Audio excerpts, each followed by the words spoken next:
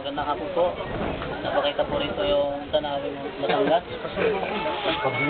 Reporter ka o tourist guide ka?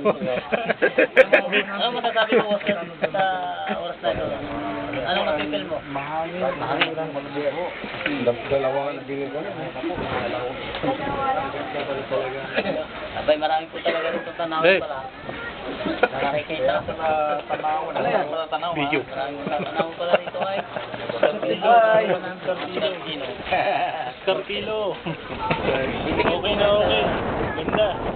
Nag-ilit ang tingin mong sa taas. Ano ko yung pakiramdam pag umihi ako dito? Ayun lang. At taas ang bagsak. Ipad ng shower niya. Malinaw. Hindi ko makuha yung vulkan eh. Eh, bali, malapit yan, no? Masyado maulap. Nasusok yan, di ba? Oh, kaya pa.